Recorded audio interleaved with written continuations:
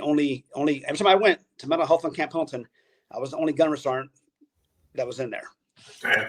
Okay, 2-part question on that. What made you want to go seek that help, for one? And 2, do you think looking back on it now, do you think you should have went earlier?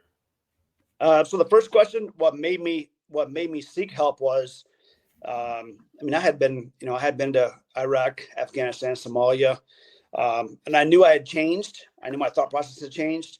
And I was like, hey man, I can't tell Marines to go do something if I'm not willing to do it myself.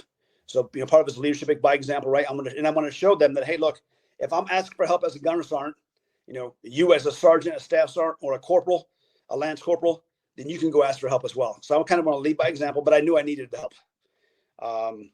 And I had been in 18 years at the point. Your second question, when I came back from Somalia, I had the beginnings of PTSD. 19 years old, I've been in the Marine Corps for a year and a half, and now I'm in Mogadishu. I didn't seek help. No one told you to get help. It was a different time in the military in 93, 94. I wish I would have went earlier. I wish I would have went more often. But I'm glad that I did go at least, but I should have went earlier and more often. Yes. Absolutely. I appreciate you sharing that, because that's all valid, man. Like you said, it was a different time.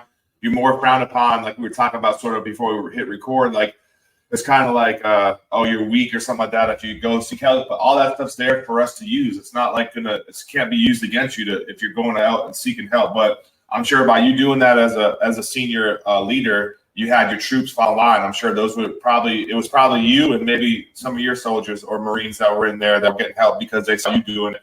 You swallowed your pride, you swallowed whatever you want to call it, and said, hey, I'm going to go ahead and seek help. So good for you, man. I did too. I didn't go at first, and I only made E6. I did 8 years in the Army, but at the same time, you just, who cares really what someone else thinks? Because at the end of the day, you can't fight the battle alone, right? You're not going to fight the battle on the battlefield alone, and everyone's battling with their mind, whether you like to admit it or not. And if you've been deployed, if you've seen the stuff you've seen, if you've seen stuff other people have seen on a deployment, it's not the same. It's not the same as other people that have never seen that. So good for you, man.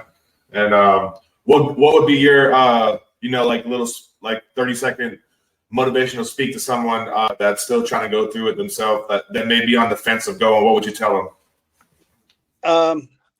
I would tell them that it's okay to go, that the military is temporary. Whether you do 4 years or you do 30 years, there's going to come a time when you're going to exit the military. And at that time, you need to be the best you that you can be. You need to be a productive citizen. It's okay to ask for help. Just like you said, you can't do it alone. It's all about teamwork. It's all about leadership. It's going to improve you. And you just, what you do and what you go through is not normal. So it's okay to go and talk to somebody and ask them for help and to become a better person. Absolutely. Do you think it helped you when you started going? Did you see this is actually helping, and you continue to went? So in the beginning, I went, but I didn't have much faith in it. I thought it was a bunch of bull crap. I had migraines, and I was like, they're like, oh, try acupuncture. I'm like, man, that crap don't work. But I'm like, you know what? Give it a try.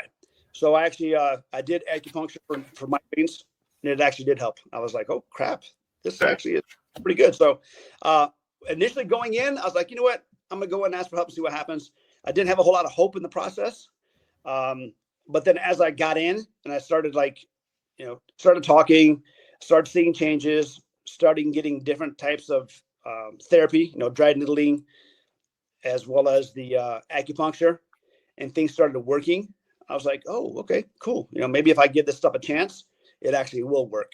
I had a great counselor at Fort Belvoir. Her and I had issues in the beginning.